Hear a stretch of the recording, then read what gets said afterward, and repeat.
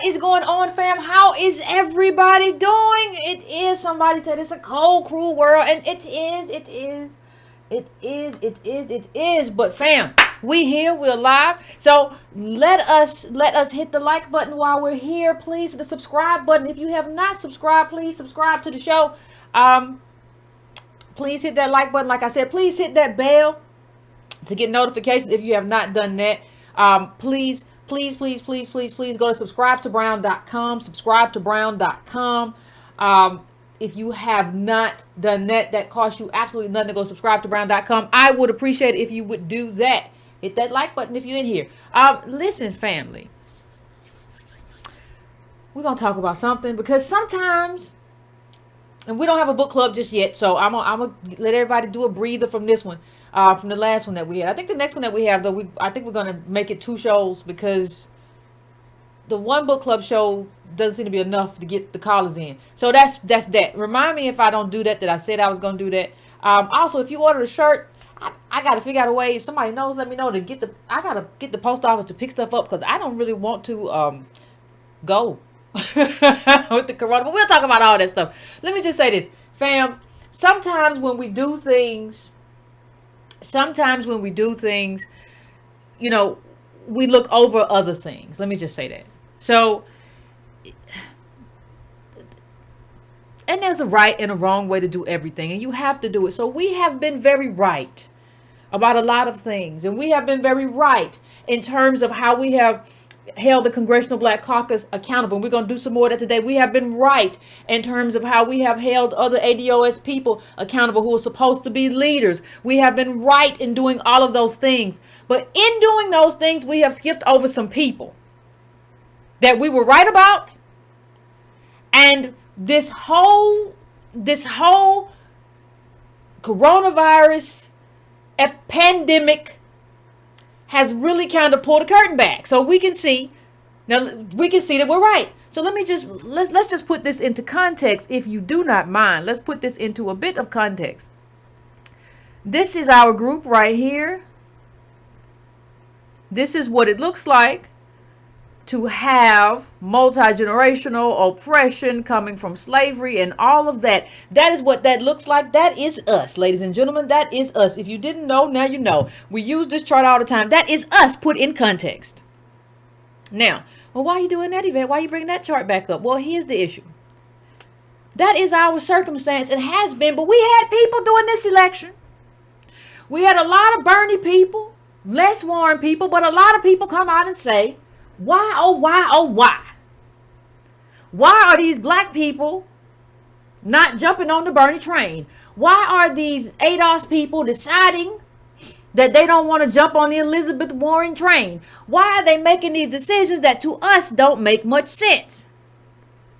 That's what they said. That's how they was talking about us. And, you know, I think this week, well, it wasn't this week, but with the passage of, and if you go on my Twitter, I have a chart that shows the coronavirus rescue program breakdown. And what it's basically saying is, nah, it's a corporate bailout, not really a rescue program. And it even gives like loans to small businesses and asks for collateral. We went through all that. So it's not a rescue program. So we had all these people who were calling themselves, you know, who were calling themselves all kinds of things that didn't quite make sense. One of them being Bernie. And I want you to look at what he was and what he did during this whole thing. Now people showed up to my account. Well, Yvette, he didn't necessarily say. Everybody wants to be a stickler now. Everybody wants to be a stickler about what was necessarily said. And see, he didn't mean it the way you mean it. He didn't mean revolutionary the way you mean revolution. Well, what kind of revolutionary are you talking about?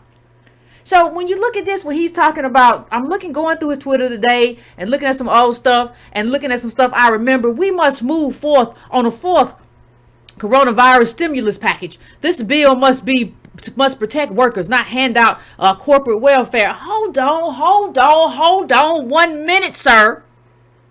It must provide a full paycheck for laid off workers, blah, blah, blah, blah, blah, blah, blah. Now, if I have read this bill wrong, I will stand to be mistaken. But everything I have read about this bill and everything I understand from this bill, yes, you get a check and that little stuff. But you don't get, like, for the most part, if you look at how it's broken down, who gets the bulk of it is corporations like the airlines. Wait a minute, but the airlines were buying back their own stock and all kinds of stuff. You didn't even give them loans. What Bernie did was come on the floor of Congress and just start hollering, blah, blah, blah, blah, and start tweeting. The tweets were good about who was asking for what. But here's the question. And here's the question you have to ask, and that you should ask of him and Warren, because Warren is, at least, I will give her the benefit of at least being a serious person.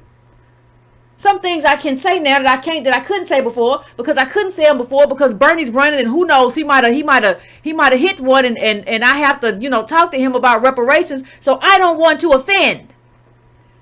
But he's never gonna be president, right? So he never gonna hit one. So I can tell the truth and shame the devil. You are not a serious person.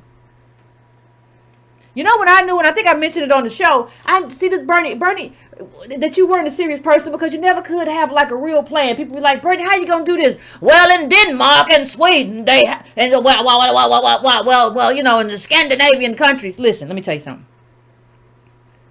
That is a key to me that you're not serious. That is a key to me that you are behaving as a character, as opposed to a leader. Let me tell you what the next giveaway is, because Warren is serious.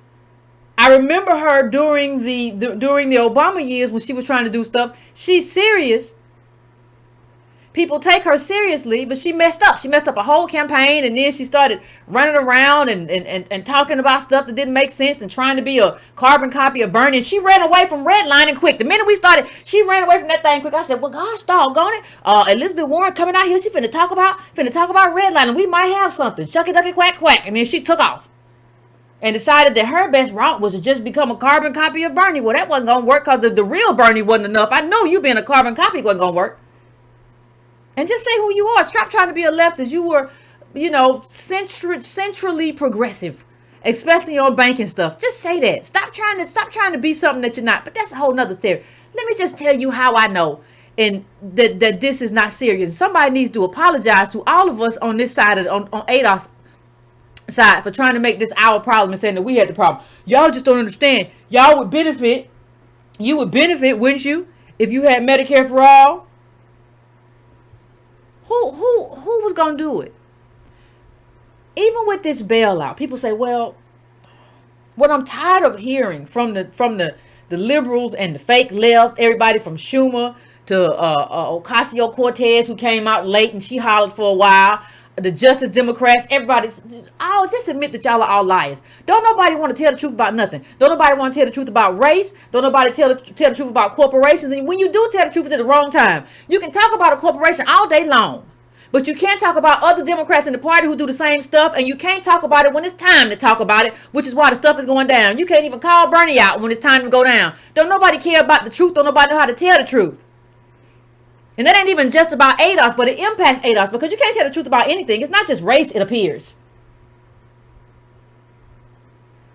If these people wanted to do something, let me tell you a clear sign. Listen to me, fam. Let me just slow it down. I want you to really hear me here. If you ever want to know a clear sign whether a politician is really trying to get busy on an issue, whether a politician is really trying to do the right thing on something, there's one telltale sign. And it's even in terms of activism. It's one telltale sign that leads to a couple of other telltale signs. Do they get the people activated? Do you involve? It's people power. It's not supposed to be Bernie power or Warren power. It's people power, right? Like when we talked about the Civil Rights Act 1866, we said, well, we got to make our presence known at the courthouse, and the best we can do is to apply pressure on what is supposed to be our organizations, and show up and show out and make our presence known when the media's at the Supreme Court. These were things that we decided to do. If you're not getting the people involved, if you're not telling people they're about to give away everything, come here now. Come here now. Yeah, I don't care. This is about your future. Are you gonna risk it? Are you gonna risk right now for the whole future of everybody? We need you here. These people is old. You're going to show up here and they're gonna be like, oh, junk. They running around D.C. Did they ask anybody to do anything? Did they ask these young people to do anything? And what were the young people anyway? What are y'all doing? It seems like the only thing I've gotten is, well, you just should have voted for Bernie. Bernie ain't voting for Bernie right now. Y'all just should have showed up for Bernie. That's the whole problem. Stop making black people the whole problem. I already know what portion of the problem we are in terms of what we don't understand. But you all in your Red Wing boots and your plaid, your flannel shirts and your little hipster beards and all this stuff and the Bernie bros and the Bernie bros and all this stuff. You're a problem because you're not serious. And you're not really, I don't know how much you're suffering if this is all you're willing to do. You won't even call him out. Well, he did the best he can. He did the best he could. He tried, Yvette. He tried. He sure did. And he gonna do some other stuff and tell us what happened. And he's still trying to help us. He's not trying to help you. That man ain't serious.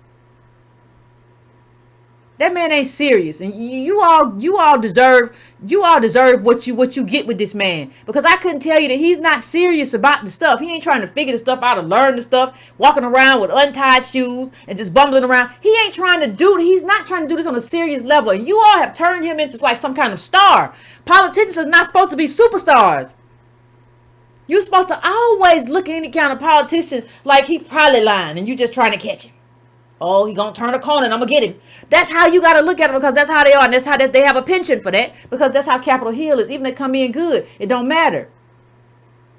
Everybody got mad when I said Bernie ain't really did that much. Oh, you sound like the Republicans. Now, what he ain't. He ain't. It's easy to just holler about being on the right side of stuff. Like, but how are you able to like activate people? Like, this is another bailout. We already had one. This is another bailout.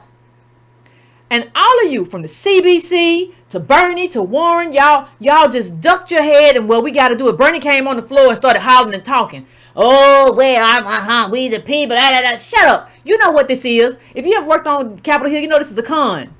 There's an amendment or there's something going on and you get to come out and say your piece about it and look like you were standing in the way of it. And there was some kind of negotiation when really it was always going to be what it was anyway. You didn't change nothing. And I'm tired of your screaming red face all the time. You didn't change a doggone thing. And you didn't intend to change a thing. You got caught up in your own celebrity. And everybody want to talk about what we did or what we didn't do. Elizabeth Warren said she wanted to be our doggone Sunday school teacher or something. She switched up. Elizabeth Warren used to walk around with daggers in her pocket. I'm not literally, but you know what I'm saying. Political daggers. Now all of a sudden she was just, well, she only gutted that one man who didn't even need to be gutted. What was his name? She gutted Bloomberg and then that other little bald-headed man. Come on. Well, I don't know. How come all these people, so all these airlines, that everybody, oh, hold on a second. Who else is getting it? Who else might get some money?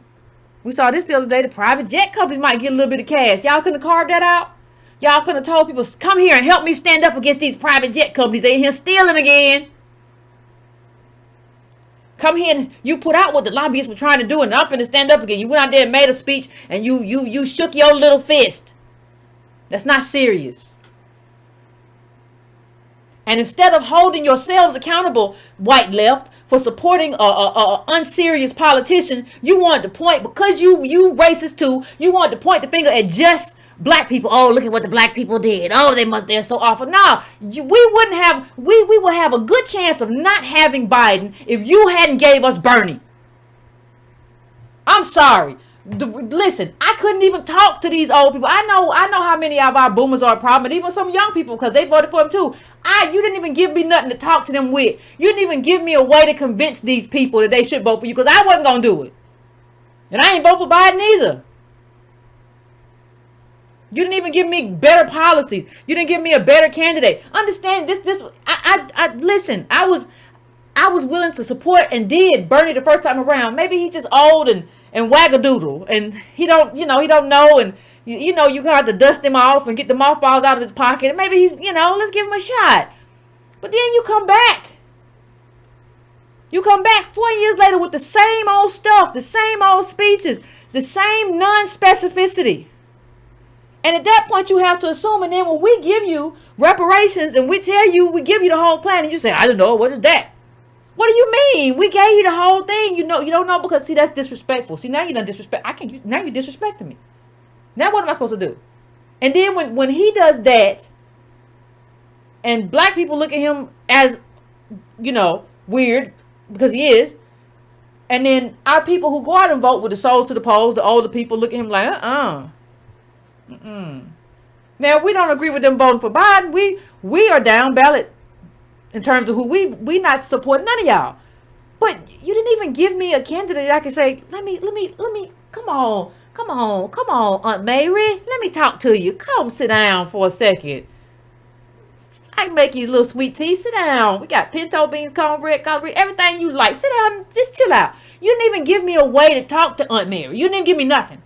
But then when then you look at me, oh, well, see, y'all the reason. What are you talking about? What did you give me? And I think there was no clearer way to say it than to watch this pandemic bailout. There's no clearer way to make that case than to see and understand the way this bailout went down, right?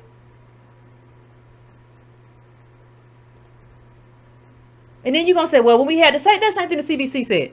Well, when you have a second one, when we had a second one, we're going to do the right thing. That's not the way it works. Right now, we have leverage. Well, people are going to die. They're going to die anyway if you don't do the right thing by this thing. So it's die now or die later. What you want? We can barbecue or we can mildew. I'll call your bluff all day long. Ain't nobody finna do that. But see, I don't even know. Like, it's almost, I don't know how America became like this cultish place. Right? We're like this cultish place where I don't even know how to describe it. It's almost like when Bernie disappeared, the whole left disappeared in a meaningful way. The whole revolution went away. And if you said, where's your revolution? The answer was, you should have, if you had supported Bernie, you would know what a revolution was. But the revolution left with a 70-something-year-old man. Maybe that's the problem too. Maybe we need to stop supporting 70-something-year-old people. And I'm not saying, well, Obama was young. Well, you can't support bad policies and politics either. Maybe you figure out what the truth is about what you need and what we need as a group, specifically us as ADOS. And then when you talk about it in the wider frame of mind, people in general, Americans in general too, maybe you be honest about that. Because let me tell you something. Everybody's talking about Trump and that pandemic funding. Right? And the Bolton guy who removed the head of the pandemic or whatever. If you cared about that, if you really cared about that, and Trump's administration was awful for doing it. I totally understand, and I totally agree. And I totally agree that they have bumbled and mumbled and stumbled through this whole thing. It's been horrible to watch the Trump administration try to figure this out. What I am saying, though, if the Democrats really cared about that, that would have been a big story. Instead, we had Chris Hayes and Rachel Maddow and Wolf Blitzer and all these little people running around talking about, oh, the Ukraine and the Mueller and everything. Well, wait a minute, we got Flint and black people is having all kinds of problems. And oh, but Mueller, we don't even remember Mueller and Ukraine no more. You dodo birds. I'm so tired of y'all. And I just want to, let me just pull this up from Antonio's Twitter. Hold on a second. It says, let me read this first one. In terms of what we're up against, just so we know. On this Friday show, the U.S. may already be in a recession that could become a full-blown depression with unemployment numbers not seen since the 1930s. Millions of businesses, restaurants, stores, and bars and nightclubs, gyms gone. Just finished. We're talking about businesses that might not come back. We're talking about white small businesses. You think black business exists after this? What was the advocacy for that?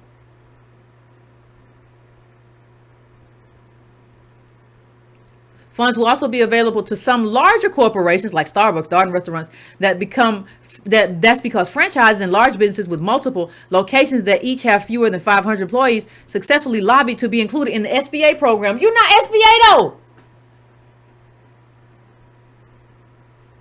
How? How?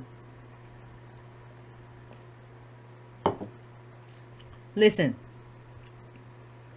this is TARP all over again. Everybody crying now. Oh my goodness. Oh my goodness. How we don't have no ventilators and we don't have nothing because this whole country is built to serve corporations as opposed to citizens. We have always been the canary in the coal mine. Hello. The Negro citizens of the world who have gotten the brunt of everything have been made into the shoes this country runs on. We understand non-citizenship. Y'all are about to learn too, the bottom half of white America. And you're going to learn that your people didn't fight for you. The Trump administration said, we done spending. We don't, and I think they're going to have something else, but you don't have leverage. I think they'll probably have something else, but you don't have no leverage to get what you want out of it. That's just what it is. Well, we don't have ventilators. How do you not know? See, you can't even tell the truth now. Like, we're in an era where you can't tell the truth. How I got smeared as a xenophobe and all this wild stuff. You can't say, yeah, I wish Trump were not president. But like, our China policy has always been awful. You can't say that, like, in terms of international politics, that like, yeah, Obama has some real problems. You can't even say that without people saying you're a Trump supporter. No, I didn't vote for the guy. I never would. That doesn't mean that your guy is good. Or your girl or your woman or whatever. How do you send everything over there for them to make? You don't know. You just everybody else just wake up confused. I don't know what happened. I don't know ventilators. You know, why didn't Trump build ventilators? This economy has been built to quickly funnel money to corporations. The Federal Reserve, everybody does that quick. Quantitative easing, whatever. We can get the corporations money quick for whatever they need it for. These ventilators may or may not be used to keep people alive, and America ain't that interested in citizens. We'll just import more. We'll just bring in more real cheap labor and replace you. That's another issue I have with immigration. But I can't talk about that because, hey, Yvette's a xenophobe. But your candidate is a total fraud. And we see that. He fought. He did the best he could. Him really did. Him did best he could do. He little baby whack-a-dack-a-doodle. Been there forever. You've been in Congress forever. Warren hasn't been there forever, nearly as long. You know, she was the new kid on the block a little while ago, and she came in. But, you know, Bernie been there forever, and you're going to say, well, he protected the working people in the bill. How? What? What are you protecting with $1,200? Okay, they get employment benefits. Okay, what next? Because we're talking about, we don't know how long this is going to go on. Okay, Boeing said, I don't want to do nationalization. Why didn't we fight so you don't get no money? Or whatever money you do get is a loan. I mean, your plane nosedived into the ground anyway.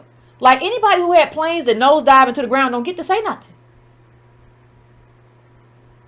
You know, your company knew about that problem. We want to talk about that. We want to have a real conversation about you, about what you've been doing. If we had a real conversation and the public was really paying attention, you know, they might not want to be bothered with you no more. But maybe with the money that you have, if you don't want to be nationalized or whatever, maybe you can just figure it out. Everybody got to figure it out. You can't just come in here now and all of a sudden you want socialism and you want give me some monies. No, you said it's capitalist. Capitalists figure it out. We'll figure it out. And if you don't figure it out, we'll snatch all your patents and give it to somebody else. I don't know. We'll figure it out though. If you don't, if you don't want to do this way, we'll just give you some loans. Right? Loans will keep you afloat. We're not just going to give you money though. And you didn't even like actualize the people like this is what you need to do in this moment. We need the American people to be here. What you gonna say that they're gonna risk their lives being here? No, you give them the opportunity to do it though. Because we're gonna risk lives anyway. If you're gonna risk a life, you might as well be doing something other than doing whatever you hipsters do. I saw y'all in New York showed up to look at the ship. The SS, what is it? The Comfort. Because I think the Mercy is going to be in California. Y'all showed up to look for a ship. Y'all couldn't go to Capitol Hill and fight for something? Okay. All right. Well, everybody get what they get then. Everybody get what they get. It's fine with me. Except the problem is we always get the short end of the stick. When I say that, I mean ADOS. We always get the short end of the stick. So, and part of that has to do, that part of it has at least something to do with our own leadership. So let's just go and have a conversation about what's happening. Because when you have this kind of disarray and this kind of refusal to, you have the left that just, I don't know what they're doing. I don't know what Bernie's doing. I don't know what Elizabeth Warren is doing. They both don't seem to be doing much of nothing to me except tweeting. And talking about how they're going to do it next go round or whatever. And they're going to fight for people, not corporate. I'm tired of sloganeering. You can just miss me. We have, Antonio did a show talking about the mask and what you need. And well before, the stores were missing stuff. I've done a couple of shows on Corona. And part of what I've done is also try to hold people accountable in our community for spreading misinformation. So I want to go through just a couple articles because all this stuff happened with Bernie and Warren. And while all this stuff is happening, we're not getting enough. And this depression that I just talked about is going to hit us harder than anybody because we're already on the bottom. This political dysfunctionality and the refusal of white America and the white left and the black people who stand with them, whether it be Ben Dixon or whatever, to the refusal to see and the refusal to tell the truth about both parties. You got to tell the truth about both parties. You can't just tell the truth about one. That makes you a con. You can't just tell the truth about one. That makes you a simp. You can't just tell the truth about one. That makes you a charlatan. You can't just tell the truth about one. That makes you maybe dumb.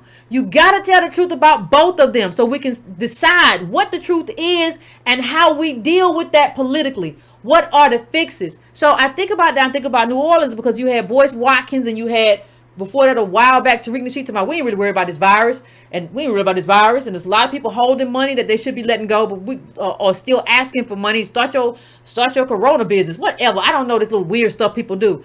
But I want to just show how this is impacting our communities, and also to just kind of show that this isn't just about, you have to understand, this isn't just about one thing. So when I say that, what do I mean? This isn't just about, well, what we're doing politically, right?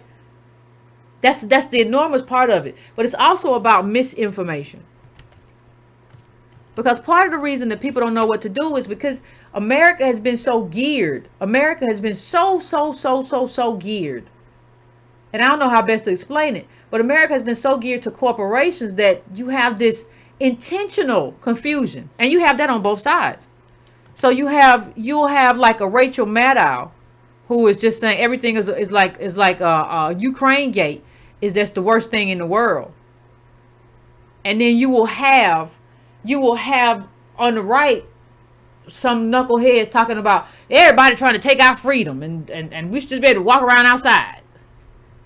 And so you have to get to what is the truth for us. And one of the things I tried to make clear before that I think is becoming apparent now, it's not just about who dies. See, only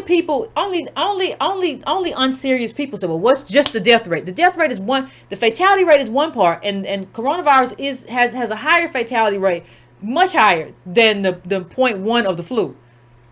But it's not just about that. It's about what our capacities are and what our systems look like, right? And so in terms of ventilators, we don't have a high capacity. What that means with a disease that when it gets serious requires a ventilator, it means that you're not gonna have enough ventilators. Well, when you don't have enough ventilators, people just basically choke to death because their lungs don't work, right? And it's not just about the people who get sick. There are other people who don't get sick, who need hospital care, who can't get it because the hospitals are clogged up with people who have the virus. So that's why you want to, I don't even call it social distances. I call it stay 6 feet away from me. Just over there. Now, can't nobody make no promise. You can still get sick, but you have to be serious about this. You have to be, that's the only thing we always said. Don't panic. Don't get your heart rate up, but be serious. And respect the boundaries. That's what we said. So I want to talk a little bit about what's going on in Louisiana, just so we can kind of put this in context. The numbers already indicate that Louisiana is a global epicenter of the pandemic. Just over 1% of the U.S. population lives in Louisiana. But according to the COVID tracking project, 7% of all COVID-19 deaths, 7% of all hospitalizations, and 3% of all positive tests have been in the state. New York has suffered about 2 deaths per 100,000. Louisiana is 1.8. Math matters. To put the numbers into perspective, if Louisiana were a country, its death count would put it in the top 15 globally. The burden appears to be increasing so quickly that all of these statistics will quickly become out of date. The state reported 83 deaths from COVID-19 as of noon yesterday. This was on the 27th, I believe. And I have the new numbers here somewhere. It had reported 34 as of Monday.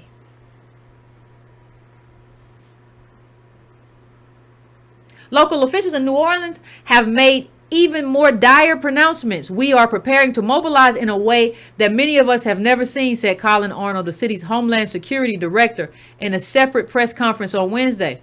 This is a disaster that will define our generation. New Orleans Mayor LaToya Cantrell said the same day that the city expects hospital beds to fill within 2 weeks, and she authorized the use of Memorial Convention Center as an overflow site.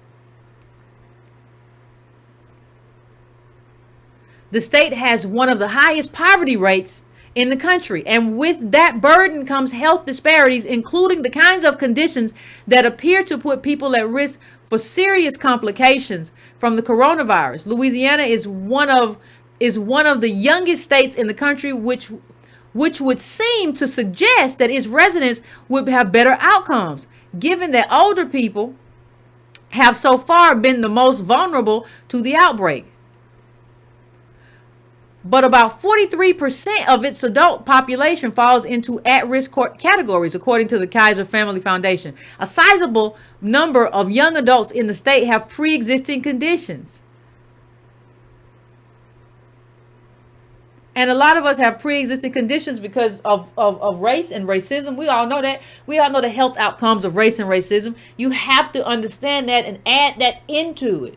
You have to understand what America has done to us and figure that into it. So let me just go to the next one. Let's get through this article real quick. According to Denson, that means New Orleans and the rest of Louisiana might be looking at a different kind of outbreak than most countries, or even New York and Washington have seen, including widespread hospitalizations or even deaths of young people. Yesterday, Louisiana reported its first death. This was of a person under 35, a 17-year-old in Orleans Parish. Many common assumptions about the coronavirus pandemic are about to be tested in the U.S. in ways they haven't been so far. The effects of the virus on populations like those in the American South.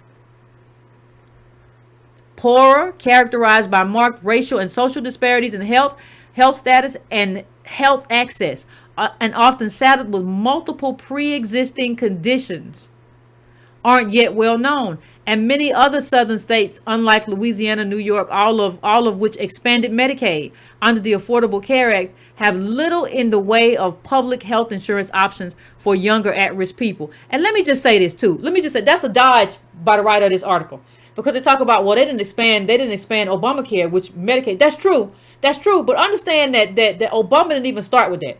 Understand, Obama started with his little oh, what's that little mess? Rahm Emanuel, that little center right dude. He started with instead of a public option, he started with this Mitt Romney plan. Like maybe you start with something different. Maybe you start with something truly progressive as opposed to like just trying to be liked all the time. I know your whole life is about how hard you smile and how everybody like you because you're this handsome little black guy who don't dislike white people because you white. You in terms of how you were brought up and how you live. But maybe do something progressive. Because even those of us who have Obamacare, we pay an arm and a leg. You know how quickly that stuff shifts to payment pretty quick. Not really a good solution. But nobody wants to say that because it's Obama. You want to say nothing about Rahm Emanuel? And then you go to what may have caused the spread. If Louisiana, likely through Mardi Gras, was COVID-19's foothold in the South, then America is about to learn a whole lot about how the disease interacts with some of the most stubborn and intractable healthcare issues in the country. What they basically saying is that we don't take care of Negroes. We don't take care of poor people really good, but we certainly don't take care of Negroes. And we about to figure out what happens with a poor population you don't take care of, right? And even when you talk about Mardi Gras, people say, well, the governor, whoever should have canceled Mardi Gras. Leadership has to come from the top. That's why I hate this small government stuff. It has to come from the top because what you have to do, you have to, if you want Mardi Gras to be canceled, and that is an economic engine, for that city, the government has to come in and say, listen, we're not going to let y'all drown. We're not going to let none of that happen. Just cancel it. You're not going to lose money. We're going to float you. Just let it go. You have to do that. That's what has to happen. Or else they risk, and people say, well, what's the big deal? Well, the big deal is this. Nobody wants to go out of business. So you have to have a central government saying this is what has to happen. This is what has to happen. And you have to shut this down. You can't have everybody guessing and checking. It don't work that way. I'm going to bring up Atlanta in a minute. Hold on a second. But let me just do this real quick. Just so you can see. You can see where they are. And it's all, people love to talk. A lot of people love to talk trash, but it's all trash until it's your family. It's all fun and games until it's like somebody you care about. Then all of a sudden, you guys gotta care about people earlier than that. And you see Texas is shutting down stuff. Texas Department of Public Safety. We got countries trying to do borders. States trying to act like countries. That's what happens when there's no federal direction or directive. This Trump stuff, this little small government where everybody's going to be these little small tribes, that's not going to work. That's not going to work.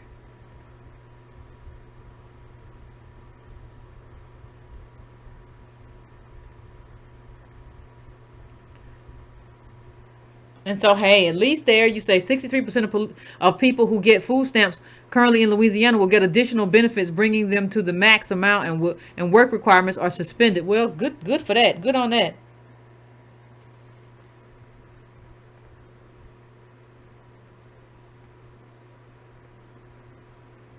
You're urging people to do a better job across states. Okay, well, we'll see how that works out. That's what the governor said. Based on our most recent numbers, we think we might have bought a few days of ventilator capacity. Region 1 could now run out of ventilators on April 5th, according to state projections. Yeah, well, that's going to be a problem. That was their news conference.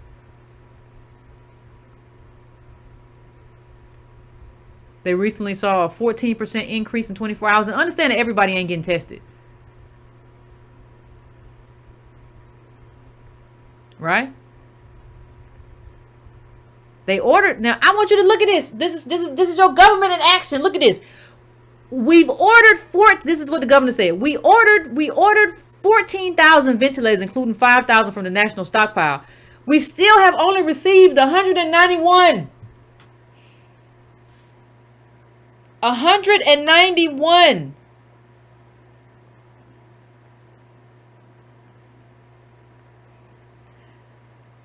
If you are the richest country in the world, what this shows to you is that you've had a systemic failure. You have stockpiled bullets, even though Trump said you haven't. We have all kinds of stuff. We haven't stockpiled stuff that is good, and we don't have the systems in place. We don't even have the bureaucratic mechanism to make sure that that stuff, whatever we do have, gets to where it's supposed to go. Somebody told me that California, they had a bunch of broke ventilators that got sent to them. What kind of banana republic? See, when it's time to send money to Wall Street, y'all can do it. Zoom, zoom, zoom, zoom, zoom, zoom. But taking care of the people isn't a priority. The only thing that's a priority is taking care. You've given all the money away to corporations. So the priority is taking care of the corporations, not the people. This is the consequence of that. This is the consequence of leftists like Bernie pretending to be left and doing everything and shaking your little old fist in the air. But then when it comes time to really do something and shut it down, you don't want to do it. You just want to be loud and you just want to be loved. This is the consequence of that. I want to go to Atlanta really quick because I want to show you something. Now, mind you, our governor is Gomer Pyle from the Andy Griffith Show. And we haven't even been doing as much testing as Florida or the Carolinas or Tennessee. We just been bumbling and fumbling. And so I want you to look at the top. Let's look at you see the confirmed cases, the top categories. Fulton, DeKalb, Dougherty, Cobb, Gwinnett, and Barrow. I want you to see if you see anything that stands out about some of these top categories. Now, this county's mine. This is the racial makeup of the county was 54 point. This is DeKalb. Now, remember, DeKalb County. Where's DeKalb County on this list? It's number 2. DeKalb County is number 2 in terms of confirmed COVID cases, which means there's more. Because we aren't really testing like we should be testing because Gomer Pyle is the governor. The racial makeup of the county was 54.3% black or African American, 33.2% white, 5.12% Asian, blah blah blah, and so on and so forth. That's us.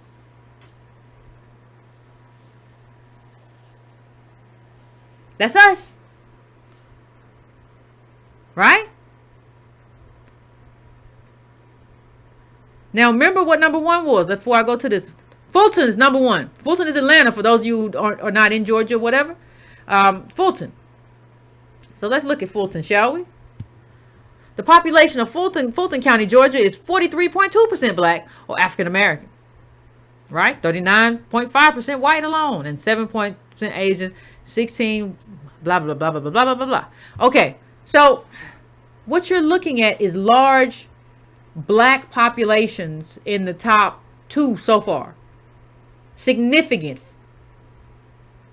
black populations in the counties that have the most numbers of coronavirus cases. So let's go to the next one. Is this a trend? If it's the top 2, will it be the top 3 too? Well, let's see.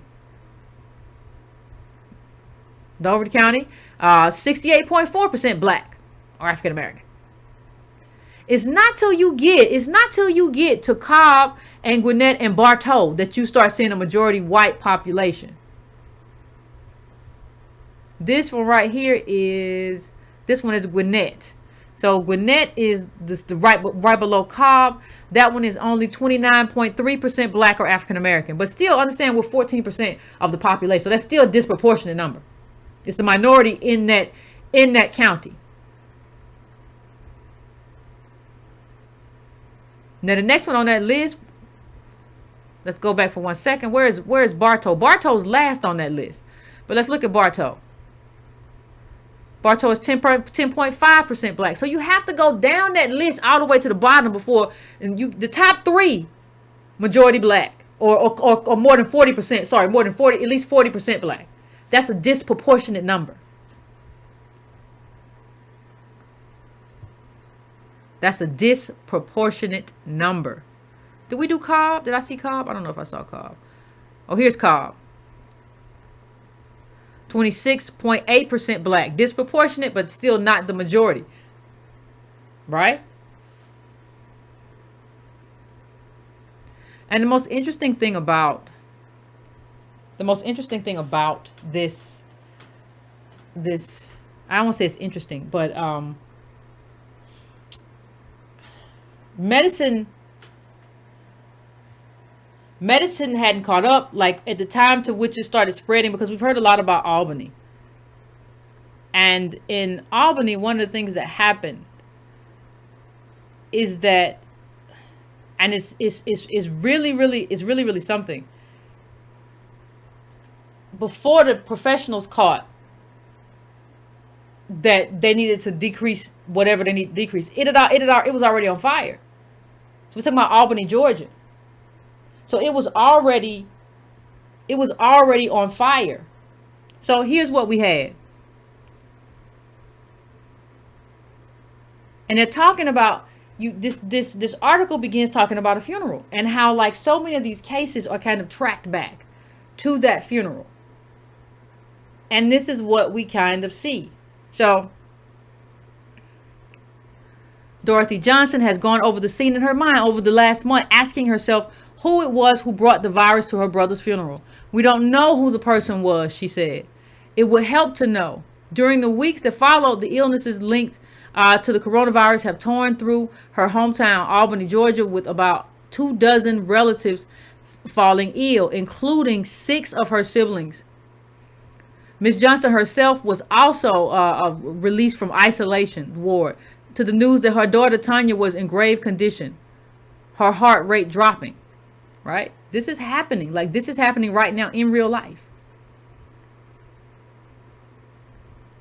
Albany, Georgia, which Albany, Georgia is 73% black. That's a lot. That is a lot, and that's happening right here, right now. So let me bring this back down. Hold on one second.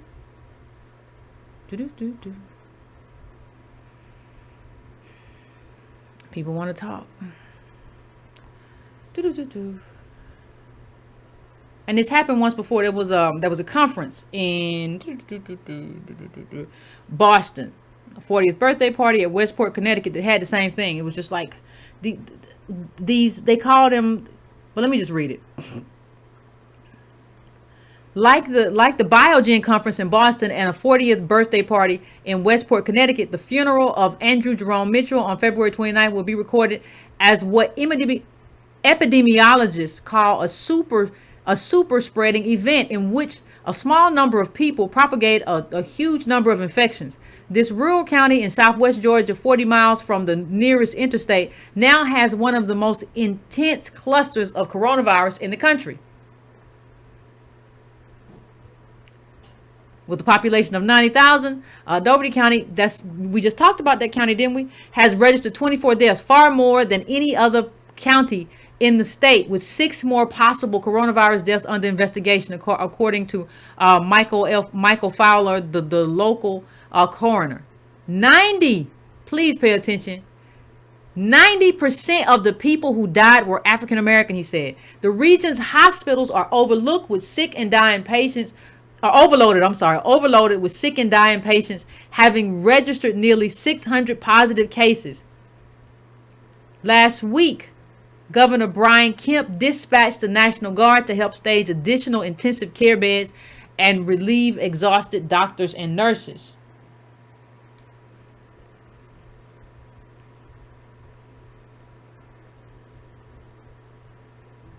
That's what it is. At first, the doctors and nurses just tried to take in what they were seeing. A series of people, including young people in relatively good health, showing up with cough and fever. Then, alarmingly, their need for oxygen would sharply increase, and they would go into full-blown respiratory failure. Their lungs filling with fluid. Dr. Enrique Lopez, 41, a surgical intensivist who specialized in treating the critically ill. All the units were full were full, all of them. And there would be days when we would be intubating 5 people in a row, back to back, room after room after room. He said it was one of the times in my career I truly felt overwhelmed. The cases arrived in great waves, overwhelming each new effort to add beds. And so you see this is the woman who the mother was by her bedside when she passed. The mother actually did better than her, right? In terms of, and so you see this kind of thing that's happening with us where it seems like it's not just older people, it's taking a different tack. That was Tanya Thomas that we just saw, the picture I just put up. It says for Miss Johnson, only one person mattered last week. Her daughter, Tanya M. Thomas, was all she thought of while she was in the hospital. The illness had hit them almost simultaneously, but unaccountably, her 51-year-old daughter was hit the worst with double pneumonia. I was trying to get better so I could come up here and take care of my daughter, said Miss Johnson, a retired oncology nurse. I felt like if I hadn't been in the hospital, I could have advocated for her. She arrived in time at 5:45 on Friday afternoon to be with Miss Johnson as she died. She called her a beautiful spirit, her family center. And she was buried because they can only have 10 people. She was buried, her funeral will be with only 10 people there to honor her life. And that's what we're dealing with. And that's where we are. And so I just don't understand. I just don't understand how we don't want to hold people accountable. And I mean on every level. I mean from politicians to everybody else. Even when we look at Fulton County, that's still nothing in terms of New Orleans. I mean, look at this chart. Look at it point by point. 460. Fulton County is the county I just told you about. That's Atlanta. That's the county of Atlanta, right? That's the county that houses Atlanta. So that's Fulton County. 463 to 14 deaths. Look at Orleans Parish, 1480 to 86. Okay. Now, and how many ventilators I said they received? This is not going to be enough. I want you to see that chart on the left, the Atlanta chart. Look at the numbers on it versus the numbers on the Orleans Parish chart, because they don't even go up. The one on the right goes up to like 1.8K. The one on the left is like 500. This is a problem. Look at this county look at the diagnosed right here. You see the diagnosed right here? Confirmed. And part of that too is that, part of that also has to do with, I don't even know if those numbers are right. I don't even know if there are more in Fulton, given how little testing we've been doing in Georgia. So I don't even know. But I know we don't have enough ventilators.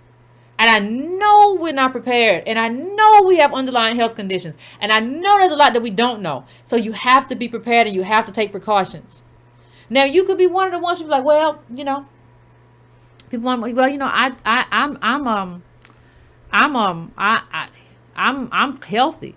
Well, I want you to look at these little black bars at the top. You see the little black bar means, the little orange bar means confirmed case. The little black bar means death. Look at the little death bar in the Orleans Parish versus the Fulton County one. That's what happens. That's what happens when the hospital gets overwhelmed, when you don't have enough staff, and when you don't have enough ventilators. That's what it looks like, because you never know how it's gonna hit somebody. It's a crapshoot. Like I said the last time, if I give you 1,000 Now-A-Laters or 1,000 jelly beans or 1,000 M&Ms or 1,000 Snickers or whatever your snack of preference is, for me it would be 1,000 Cool Ranch Doritos. If I give you one of them and I say, well, hold on. If I say, hold on, let me pull this off for a second. I say, I'm going to give you 1,000 of them things, but one of them is poison. If you take it, you're going to die. You're going to fall out, slap dead. Would you eat one? No?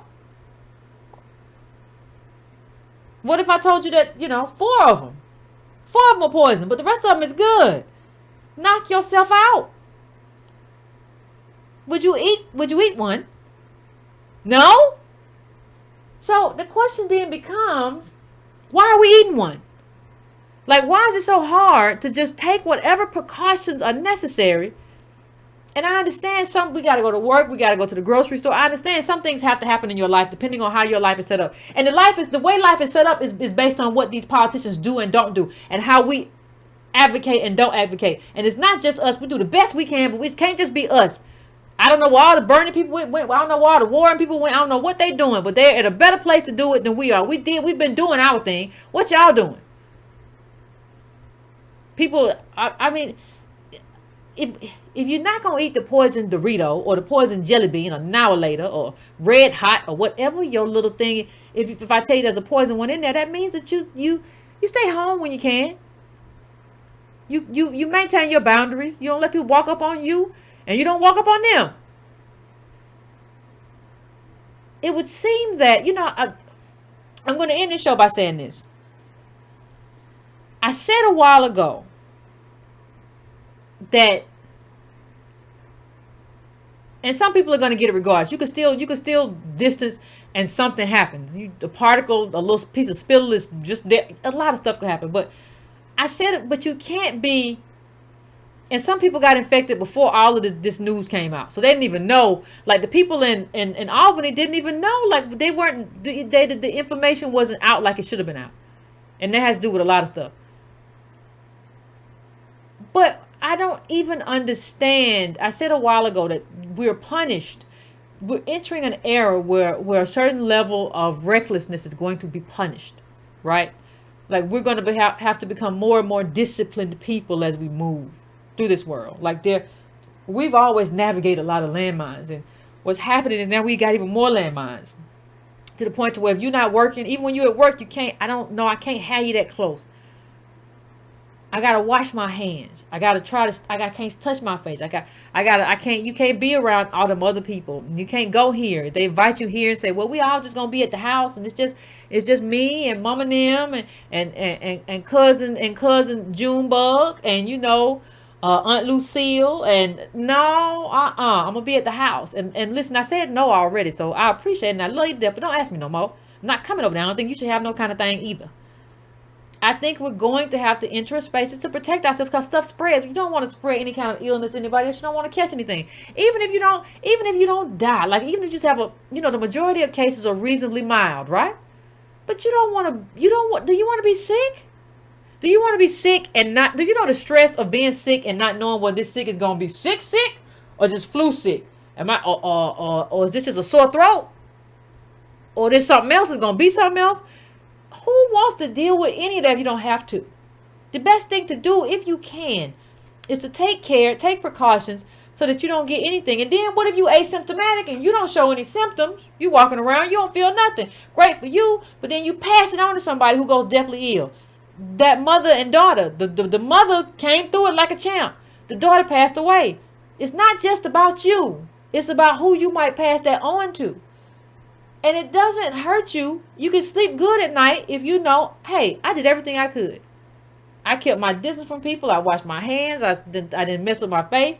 I didn't go nowhere I didn't need to go. Breathing on people all hard and all that stuff and having people breathe on me. I ain't do none of that. We have to kind of take precautions because I don't think we want to die. And you also don't want to put anybody else in a position to die where they basically suffocate to death because their lungs don't work no more. So, fam, give me a moment. I'm going to get to the phones, and then we're going to have a conversation. Somebody said something about the pollen. Yeah, the pollen is crazy, too. I don't know. The pollen wrapped me up into it. I tried to go for a run. The pollen wrapped me up into some kind of tornado. I'm not going to be doing that too much more if the pollen's going to act that way. I wasn't interested. Anyway, fam, give me a few minutes up the phones, and we will be back to have the conversation.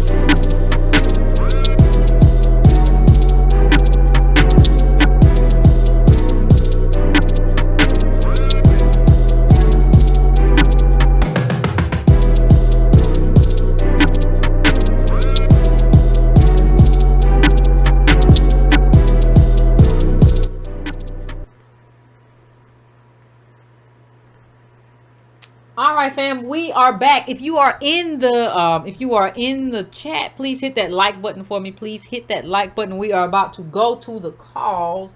Um, Remember, let's try to keep it concise so we can get in and get out. But I want to hear what y'all got to say. So I'm going to 216. 216. I'm coming to you. What's your name? Where you calling from? What's on your mind? Hello, Yvette. Hey. Good evening to the Breaking Brown family. This is Cedric calling from Cleveland. Okay. What's going on, Seth? I wanted to let I just want to place emphasis on the Albany, Georgia data that you displayed, that you presented us tonight. I have my entire roots is from Albany, Georgia. Okay. And my cousin called me about 10 days ago. And those numbers that you put up, she told me they had 500 cases there. And so what I'm saying is that, first, the numbers that we're getting is not up to the minute numbers. You know, the numbers are not, they're much higher than what they're telling us. Because 10 days ago, she told me it was 500 cases. My great uncle, my uncle, let me rephrase that. My great uncle is 96. He's in a nursing home there. And I have two cousins who are nurses in Albany. So that whole Albany piece really touched me deep. And I had to call for that. So I'm kind of just messed up behind this whole Albany thing, you know, because my mother and father both are from Albany. So my entire roots is in Albany, Georgia. Yeah. So for them to be going through this whole coronavirus thing is like devastating to me. Yeah. I mean, I'm really hit hard by this whole entire thing. I know it's going to be bad for the rest of the country, but a lot of us are not paying attention. We're not social distancing. Like you said, there's not discipline going on. My daughter was on the phone with her friends. They were talking about a party. You know, I know you've heard about the Louisville situation where those teens, the young adults were saying they're going to have anti-coronavirus party, and they all went to the party, and then they came, you know, one of them tested positive, so, you know, everybody has to be quarantined, or, you know, how many other people got infected. Absolutely. So I'm saying that to say we're not practicing the protocols for the social distancing. Just one last thing. Let me add this regarding the book, because you said when we came back on, we had a chance and opportunity to ask something regarding the color of money. Absolutely. Nixon, during the Nixon presidency, I was a young boy when Nixon was a president. Okay. So what I want to emphasize here about the Nixon presidency, he was known as Tricky Dick. And many people, I didn't see that throughout the book, but that was his name in the underground, in the grapevine. Everybody called Nixon Tricky Dick. And when I read all of that piece about Nixon in the Color Money book, it's in the 6th chapter, it fits him perfectly. I fully understand why he was called Tricky Dick. He were in the game on that. So on that, thank you for everything you do. Thank Antonio, thank the Breaking Brown family. I really appreciate you so much, okay? Thank you, fam. I appreciate that. I appreciate what you told me, because you're right. You're right about it, fam. Thank you. But we don't get up to the date numbers. And then I saw something on TV too about nurses getting in trouble for like sharing pictures or sharing their real experiences or whatever. So some of them are kind of coming on now and, you know, are not coming on as much, or, well, they tired now too, but not coming on and sharing stuff, or sharing stuff under like false, like they don't want you to know where they are. So yeah, I think it's not up to date. We have to take stuff seriously. We're not in a position to be, I understand that anybody can still get it. You can still probably social distance and you touch something. We're human. We're not perfect, but we're not in a position to be reckless. We're not in a position to kind of just poo-poo anything, right? Because you could poo-poo it, and then let's say not a whole lot of people die, but you can't get into the hospital because you got a broke leg, and so you have complications. Or let's say you get sick from it and you still have lung scarring. which impacts you for the rest of your life. Or let's say, you just happen to be one of the people who loses a spouse or loses a mother or father or a cousin or a brother or sister to it. Like, you don't want to be in that, right? So you want to do what you can. Like, if you do what you can and something still happens, hey, I did everything I could and I can kind of rest in that. You want to have that. So I'm going now to my next caller, 520. I'm coming to you. 520. What's your name? Where you calling from? What's on your mind? Hi, Yvette. I'm light, but I'm heavy. I just wanted to call and give my thoughts on, just doing a little research. Okay. I know enough to say that I don't know anything, but I've been looking into the correlation between the longitudinal and latitudinal lines. And it seems like something with the sea level and everything that's going on. I mean, I don't know anything, but just a little food for thought. Just look into it. The longitudinal, latitudinal lines, the Tropic of Cancer, the spots that have been hit hardest in the world. I mean, there's something weird going on there. The levels are just like right across from each other. It's just real weird. So just wanted to share that. Been listening for a long time, and appreciate everything you guys do. Thank you, fam, for calling. I appreciate you calling in. Thank you so much. I'm going to the next call. I'm going to keep it moving. I'm going now to 571. 571. What's your name? Where you calling from? What's on your mind? Hey, this is B. Moore from the DMV. How you doing? Pretty good. How about you? I'm all right. Great show. But I just wanted to get your thoughts on this. So I was thinking, like, the only way for Bernie to get somewhere with the blacks is to nominate Nina Turner, because I feel like she's passionate when she speaks, and I feel like that's the only way. But then you hear like I forget who the Bernie surrogate was, who said, like, I forget, he deleted the tweets, but he said the tweets. If somebody knows his name, put it up in the chat. There was a Bernie surrogate who said we were kind of tokens and we were not listened to, right?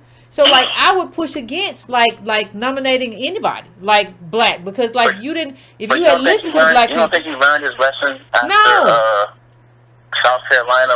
Like, maybe I should have reached out to Clive No, Warren. not at all. Maybe not I should do something better with he black don't people. care. You don't think he learned his lesson? No, I don't think he cares. I think he cares about the celebrity and he cared about the stuff I don't think he cares about that. I don't think he even cares he's not going to be president. He cares that, like, I'll show them. I'm gonna be viewed as a player, and, like, the real players on Capitol Hill are going to have to talk to me now. They're going to have to take a meeting with me now. I don't think he really cares about that. I don't think he cares about none of that. Honestly, from me. All right. Thank you. Have a good show. You too. Thank you.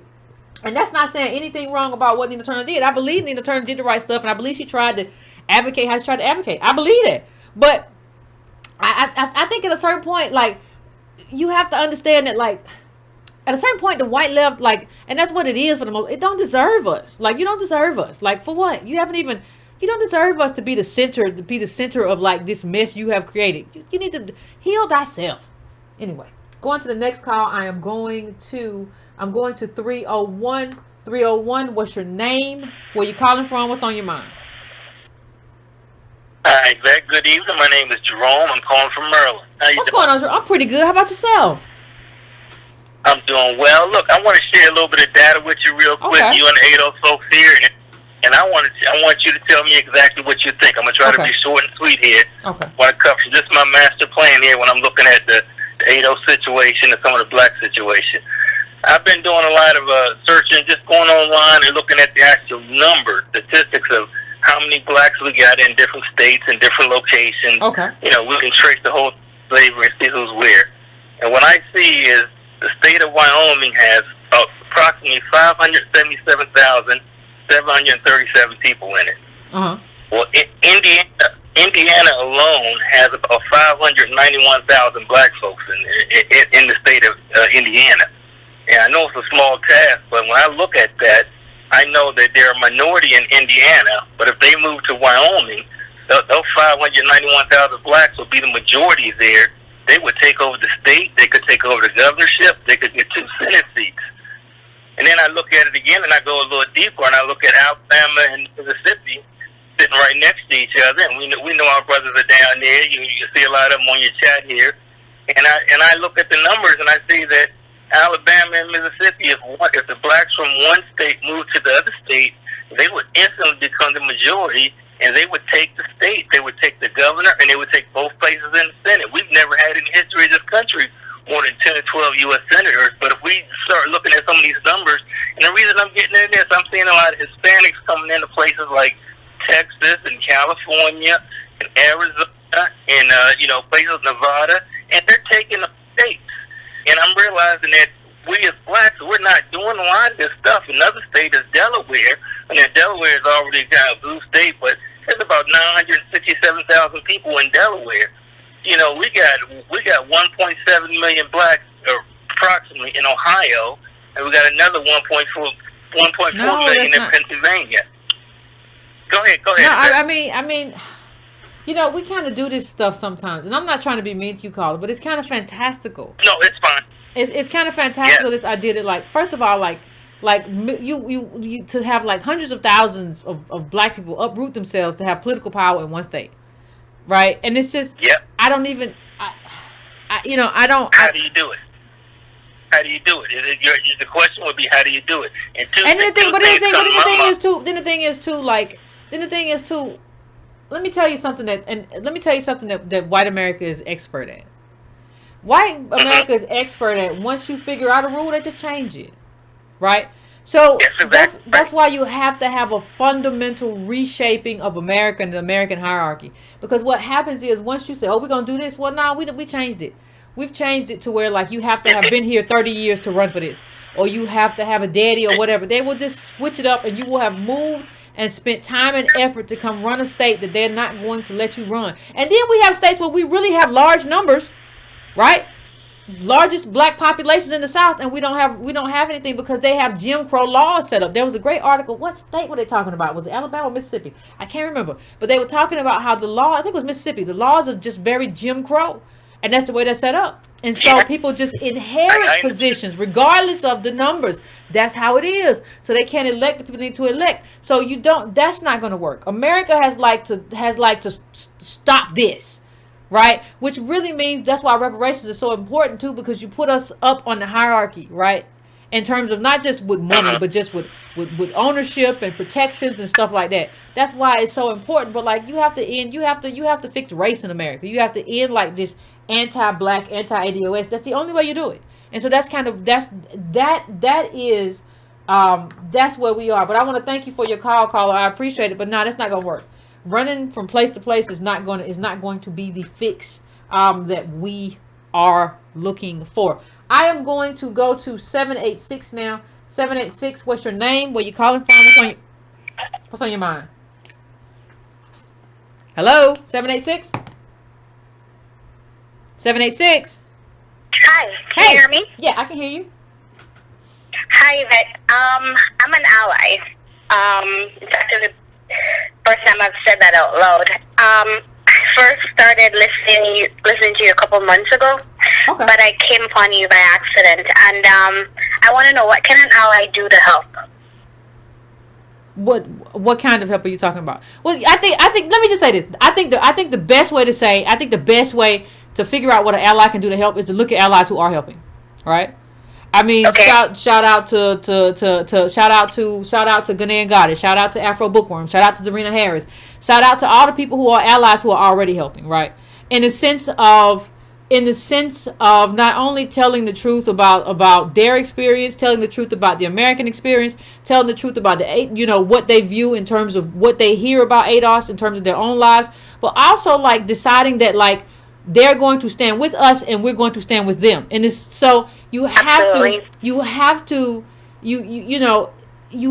stand with us and like stand against people who kind of whisper about us. And we have to, and it's kind of like we have to be the same, on the same accord, right? There can't be this whole thing going on where like, where you have people who kind of pretend like, well, we all black the same. You have to acknowledge that that's not it, first of all.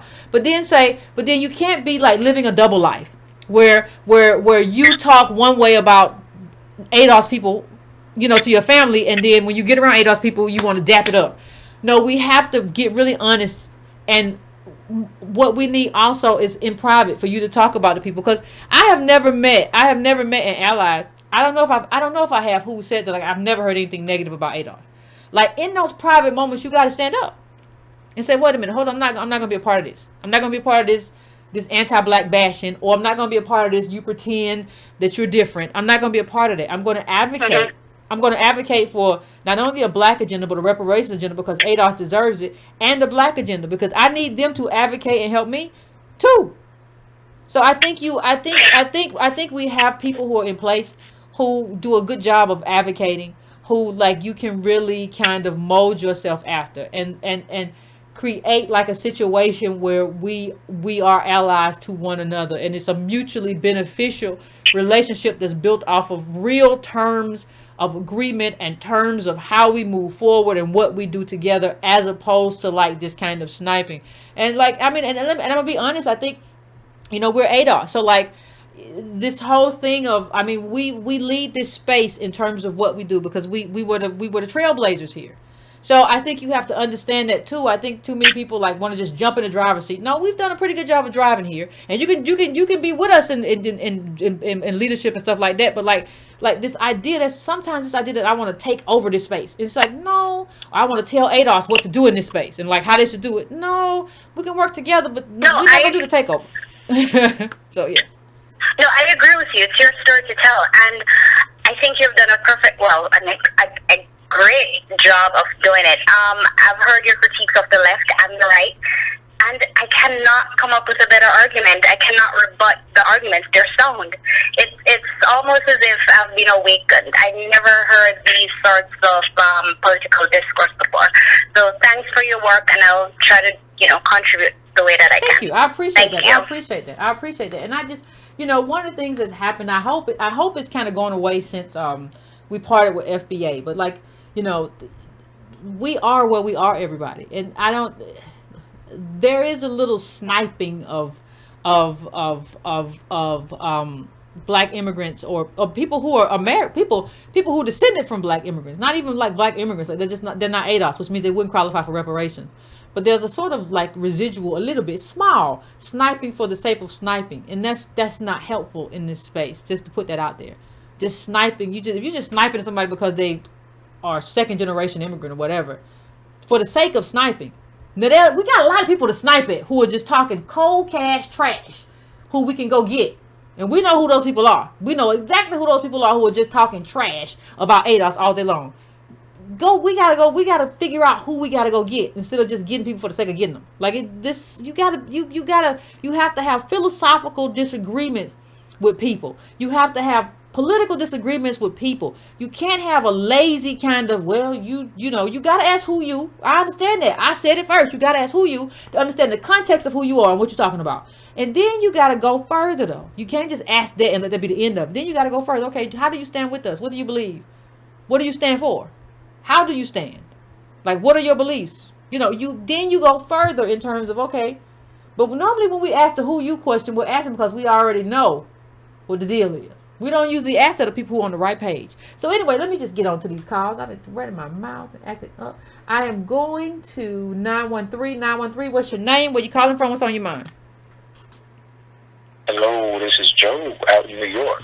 How's it going? Pretty good. How's it going with you? Pretty good. One thing that I wanted to say about is referencing one of the other book club books, the Chaos Community. Where do we go from here?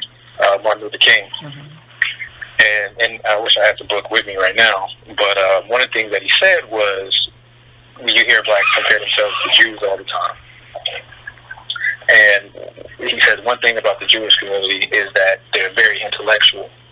And I know how you always talk about how we're very anti-intellectual. And one of the things that's showing that now, all the crazy conspiracy theories around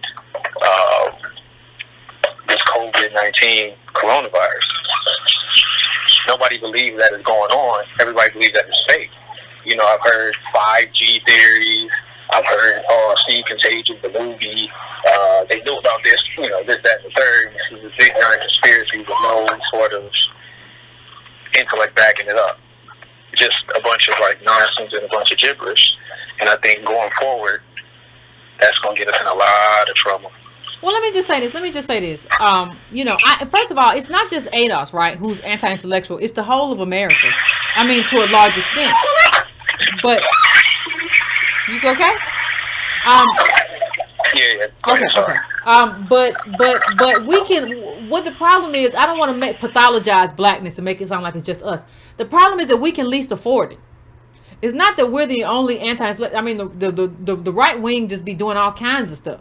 But it's and the left wing do a lot of stuff too. But it's we can least afford to be that kind of anti-intellectual group. If there's one group that can't afford it, it's us. The second thing is this. People who say, well, it's this, and I tell you, you know, you just got to take some silver. And I'm not saying that stuff doesn't help. I have all the stuff people talk about.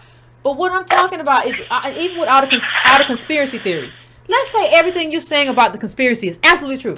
It was started over here in a lab or whatever.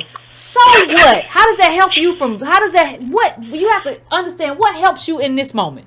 What helps you survive? Because that's all it's about. It ain't about nothing else in this moment but surviving to see the next year and getting underneath this thing so that this thing goes over your head, right? It might slap somebody else in the face, and we hope it don't, but we got to get underneath this because this country's been trying to get rid of us, use us, and throw us in the trash can or whatever. So it's, even if it is a conspiracy or whatever, like, okay, and what? How does it help me? How does that help me to know that? I'm not saying I shouldn't know it, but I'm saying even if it is, we have to talk about right now, what do we do? How do we move? How do we avoid the respirator? That's the issue. Yeah, and I didn't say that to pathologize or anything. You know, no, I know you didn't mean it that way. I know you didn't mean it that way, fam. I just wanted to make sure that was clear. But I know how you meant it. Right. You know, since we are talking about this group, then I can only talk about this group. But you know, putting the cart before the horse. Everybody has their conspiracy. Everybody has their belief or whatever. But nobody's done any research. Nobody's done anything. It's just people talking. You know, somehow all of our discourse around pretty much anything in America has become barbershop formatted. Yeah. Everything is barbershop talk. Everything.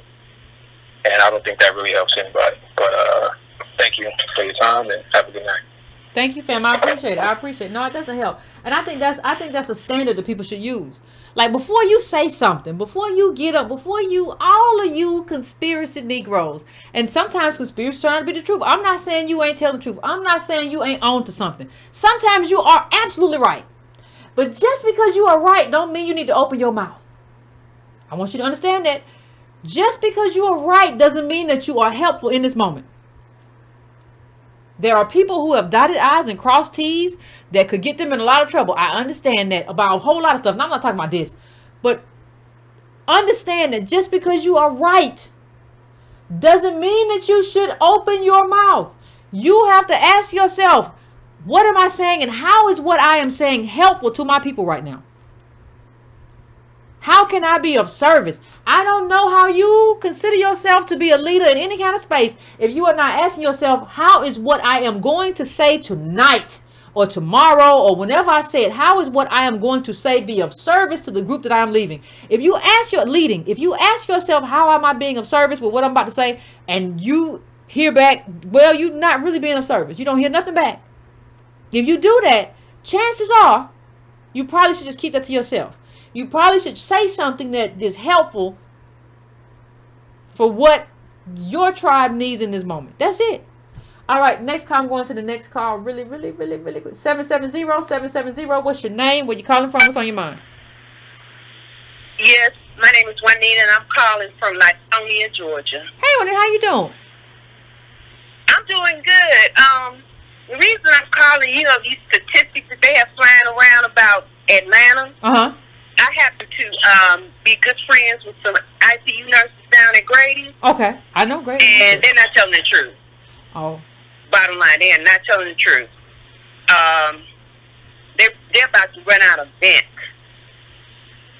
It's bad. For those who don't know, Grady Hospital is a hospital in Atlanta. It's a trauma center. Yeah. And that whole floor that they used to use for trauma places, all of that is COVID-19. And the trauma patients are down, kind of interspersed throughout the hospital. So they moved the trauma patients. They moved the trauma patients around and put all the COVID people in the same place up there. Right. All the COVID people on vents are in the same place, and the ones that are not on vents, they have them on a certain floor. And the other people, you know, the car accidents and the gunshot wounds, they just get in where they fit in up there. Better not get shot. You better hold off on your gang war or whatever you're trying to do. Yeah, you better hold off on it because they may not have a vent for you up at Grady. That's COVID. But they don't want to tell that. They don't want to let anybody know that. You know, it's to the point where they don't even let housekeeping up on the COVID floors. The nurses have to clean the rooms and take the trash out. Because they don't want to spread. Exactly. But see, they don't want to let anybody know what's all that going on up in there. They want to try to make it seem like it's not that bad. Yeah, and like it really controlled. is that bad. Like it's controlled. They want to make people think like it's controlled. Yeah, like it's under control. Exactly. And you know, there's a lot of homeless population and people like that come up in Grady, and they not discussing any of that. They're not discussing any of that. All of that is, you know, I guess it's a secret. So I'm saying it because they are getting on them about talking about what's really going on up there. Okay, I believe it. They don't want anybody to know what's really happening up there. It's bad. So that's all I wanted to say. I love you. I respect you. I'm one of your old listeners. I remember when you was trying to get 20,000 viewers. Oh, thank you, fam. Oh, that was early. I was like, I get 20, I'll be good. Thank you, fam. I appreciate it. You were trying to get 20,000 viewers and you had dreadlocks. I did. That is true. Yes, I remember when you was back there with the Steve Watkins. Oh, yeah. Still $1 out your pocket watch. So anyway, I appreciate it, fam. Thank you. Anyway, you have a good one. That's all I wanted to say. Thanks. You too. Thank you. I appreciate that insight. Yeah, I mean, yeah. I don't doubt any of what's been said. Like, I think they want to kind of calm people and keep people. So, you know, I'm going to look out for them tractor trailers, though. Like what's happening in New York where they're putting people in the refrigerated, you know, deceased people in the refrigerated tractor trailers or whatever. Like, that's kind of what I'm going to be on the lookout for. Just because, you know, to see how many you got to load up. I'm going to be on the lookout for that. I don't even know if Governor Kemp or, well, I don't know, the governor, whatever. 917, I'm coming to you. 917, what's your name? Where you calling from? What's on your mind? Brooklyn. Oh, that's you. That's you. I should have known. No, you should have known. I should have known. Act it up. No, I'm just playing. Listen. I'm still crawling the freeze, and I got a reason to act up right now. I understand. Oh man, so yeah, for everybody in the chat, is Divine from Brooklyn calling in. Oh man, speaking of throwing backs, you know, with the caller being a throwback caller, I saw your boy hiring me on the Hill Rising. Yeah, I heard he was on there. Somebody told me he was on there. Yeah, the Funky Academic. He was on there with them. And he was talking about why Bernie failed to secure the black vote. Yeah, I heard about that. He said someone. He said someone on Twitter like black people look at Bernie, like white people look at Marianne Williamson or something. I think, if I remember correctly. But go on, Carl. I'm sorry. Right. You got it. Yeah. He did a good job. I just wanted to bring back a blast from the past because I was around when he was there and you were telling callers if you scared to call them and say your name, just say your name is Kunta. Yeah, people like, well, I'm not gonna say my name. Just make up a name. I don't know what your real name is. That was just the craziest thing to me. Like, just say something. Yeah, but you know, like, your name is Kunta. But in that case, you can't say your name. I should have probably said your name is Toby. So whatever. But go on, Carl. I'm sorry. Yeah, that's all good. Yeah, so I really wanted to just update you on some stuff that's going on in the city right now. I have a friend of mine that is with corrections. She's a CO here in New York. Uh-huh. And she was complaining about the conditions. Right now, you know, there's over 130 staff members and 197 prisoners throughout the New York City jails, where the worst concentration of cases is in Rikers. Uh-huh. And she's at the point now where she said she ain't even going back to work. Because they're not giving her the protection that she needs. Yeah, she don't got the gear. A veteran on the force, he just passed away. But I think he was a 20-year veteran. I think his name was Quincy. I forget the brother's last name. I know his first name was Quincy. He was a corrections officer, and he passed away recently. So it's getting real bad. And out here in the streets, I know I was talking to one of the young ladies in the chat. She was saying she's in New York and nobody's really social distancing. Yeah, it's just, I don't know what's going on, even with all the cases, all the stories, and all the reality of what's happening. People are not socially distancing. They still in the parks playing basketball, working out, people walking around with or without masks. Man, listen, like you said, it don't hurt you nothing to take the proper precautions that you need to take just in case. And it's no longer just in case at this point. We see the reality of what's going on. Yeah, and it's just like, New York is so much more like the person per capita, I guess you call it. I don't know what you call it when the people are more concentrated. So I think I would be more weary. But even when I went running one day, like there was somebody coming up on the sidewalk, same time I'm coming on the sidewalk. Well, there were no cars coming. I'm serious. I ran into the middle of the street and just continued my run because there were no cars coming either way. Like I'm not running. I'm not doing that. I'm not doing that. I'm not walking by you. So I just don't understand. Like I just don't understand the refusal to like get past this moment, right? I don't understand the refusal of like, okay, I'm not gonna go and see the SS Comfort or whatever it is, Doc. Like I'm not gonna go see that. They're gonna be like, once I go there and it's a lot of people there, I'm not gonna see it. Hey, once I start walking and it's congested, hey, I'm headed back. I saw a video of New Yorkers like in some kind of park and they was close, and it's just like, we all know that Trump has bungled this effort. We all know that. But like you can't like not do your part and then complain about ventilators. Like, I mean, you can, I guess, but yeah, you got to do your part. Like, don't do this thing that you're doing. It don't make no sense. Yeah, you're right about that. Well, I see a Kunta in the chat telling me I need to go, so let me not hold the line. But I want to say one last thing, and you can answer after I hang up. But, they're talking about with everything that Cuomo is doing for the Democratic assassin, they're talking about possibly having him be chosen at the convention for the presidency over Biden if he continues to show his Alzheimer's. So I'll let you answer that and talk toward that outside of the call. Thanks, fam. I appreciate it, but I don't know what they're gonna do. Thank you, fam. But I don't know what they're gonna do with the system because I think they gotta let the system be the system, and the system is and Cuomo has a lot on his plate right now, and I don't think he's gonna lead it. So it is what it is. But I'm going now to Anonymous. Anonymous, what's going on? What's your name? Where you calling from? Oh, hey, Ben, how you doing? Pretty good. How about you? Oh, I'm doing great. Hey, I like the things that you're doing. Thank you. Doing good things. Keep up the good work. We love you. Appreciate you. What's on your mind? I just want to say a couple things real quick. I want to top the line. You're right about the leadership. The information that we get from the government is like a leaky faucet. Drip, a little bit here, a little bit there. And when you got a leak like that, all to do is run up your water bill. So what are you doing? In the end, we're going to have a lot of deaths on our hands. And the way it look like, it's going to be a lot of black people dying in the process. Yeah, if we don't get serious. And when you look at us, go ahead. I said if we don't get serious. We got to get serious because everything hurts us the most.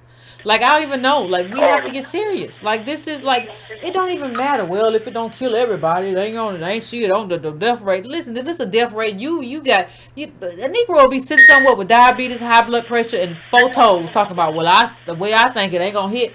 You got all these underlying issues. Yeah, did you see in Florida how the black people was going to the church? They was filling thousands of members, black members going to the church in Florida, and it was so bad that they had to arrest the pastor and stop him from going to service.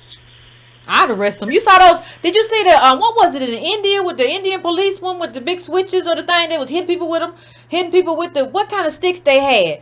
I want to get somebody give me a stick. I want a stick. I want a stick or at least a strong switch. And I'll go to every barbecue. I'll go to every gathering. Every time I see somebody playing poker or checkers, I need my own switch. But I would prefer a long, strong stick. But go on, fam. I'm sorry.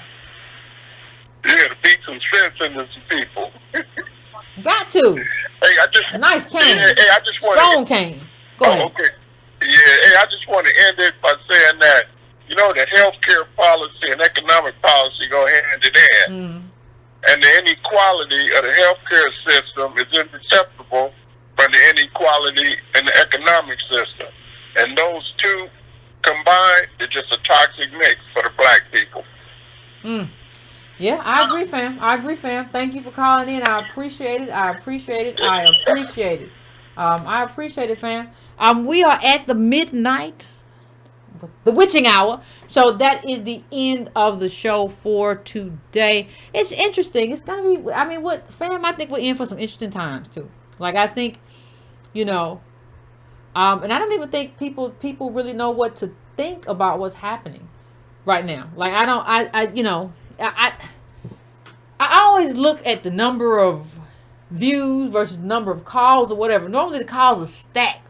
You can't even get in. Like now it's only like a couple calls left. I don't even, that kind of ticks me in terms of I don't even know if people know what to think. Or I think you need to figure out like what's like the thing that we, like what do you do at this moment, right? So I think you need to look wherever you are, wherever you live. We know what's going on in Albany. We know what's going on in Fulton County, Georgia. We know what's going on in DeKalb. We know what's going on in Louisiana with the parishes. Where you live, I think you need to figure out what's going on, right? What's going on with the ventilators there. And follow your local. Now is a good time to follow your local reporters in your area, right? So, you know, we all have our local news and our local newspaper and our local news stations. Now is a great time to follow those people. And a lot of them, if you go follow them, you'll figure out they don't even have many followers a lot of the times. Like these local, but they're at the news conference, they're doing everything, and they will reply back to you if you reply to them. How many ventilators do we have? How many, you know, what's the uptick? What's, you know, what did you, I think now is a good time for a certain level of citizen journalism, right? And you could do that. It's not just about me over here breaking brown. You could do that with your own people.